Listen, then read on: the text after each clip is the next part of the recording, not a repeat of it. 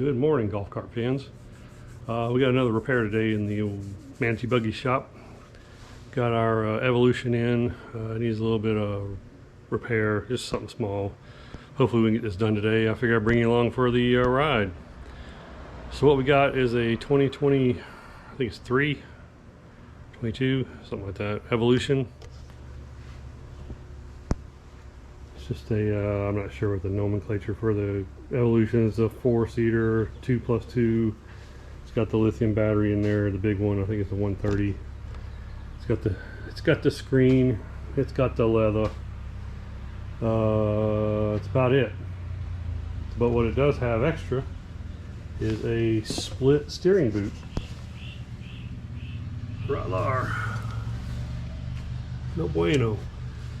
So we're gonna work on that. Hopefully, I ordered one for a club car. Hopefully it's good enough, because I don't know, I haven't talked to the Evolution dealer near here, but usually if you don't buy them from them, they don't really care about you. Even if you do buy it from them, they don't care about you, as golf cart dealers go. Anyway, I'm gonna get you set up so you can see what I'm doing. Obviously we've already got the tire off and got the unit jacked up, so let's get going. All right, we're back. I got started a little bit, just doing some checks and stuff. This is a, I believe this is a kit for a club car rack and pinion. It's off Amazon, the 10L01 or whatever they call themselves. That's it. If it won't focus, I'll throw the part number up on the screen. There will be a link below. But what I did was I pulled the boot off, because this is what you get in the kit. You get two different boots for a club car. Obviously one's longer, one's shorter. I'm thinking I'll use this one, but I'll verify when I get it off. But what I wanted to check was, I pulled this off, cut the zip tie, pulled this off, measured the diameter. Sorry, you guys can't see. Measured the diameter here of the rack and made sure that, you know, that these would fit, and it does. So what we're going to do is we're going to break this loose, take this off, counting the turns, make sure you put it back in the same spot. You know, we'll break this loose first, then we're going to take the castle nut loose, knock the ball joint out, and then we're going to spin it off, and that'll get us free. Take the jam nut off and then pull the boot off. So all in all, this shouldn't take too long. Obviously filming quadruples the time, but I'll put you up on a time lapse and I'll get going.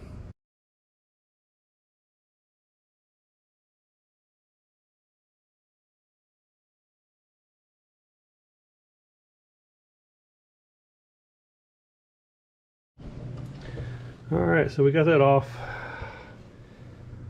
Because of where the tie rod is, the inner tie rod, with the wheels straight, I don't know if you noticed in time lapse, I had to come in with the jack and straighten it out because the tie rod was at too great of an angle. The inner one was to get the outer one out of the hole. So there we go. There's our old boot on the right.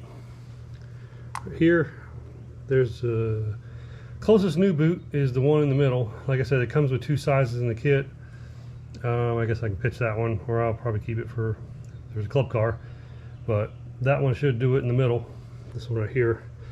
I counted my my threads coming off. I also did the I also measured from the end of the inner tie rod threads to the jam nut, which was like 18 millimeters. In my case, you know, I broke the lock nut loose and then spun it off, so it was 18 millimeters. It should be pretty close. So anyway, let's get her back on. Should be kind of a reverse, and hopefully I can wrap this up and it'll be a pretty quick video.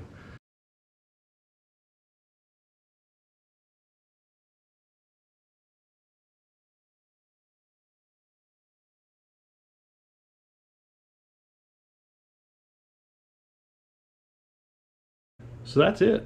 Hopefully you got all that. Just make sure you count your turns when you're taking your tie rod off. just loosen the jam nut, don't screw it backwards, and mark the top so you can count how many times you turn it off.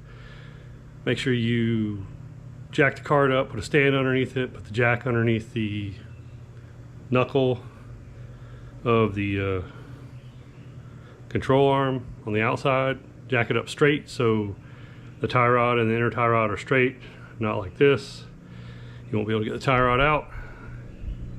Other than that, yeah, Club Car 2-boot kit from Amazon, the longer one in there, will replace your Evolution tie rod or inner tie rod boot.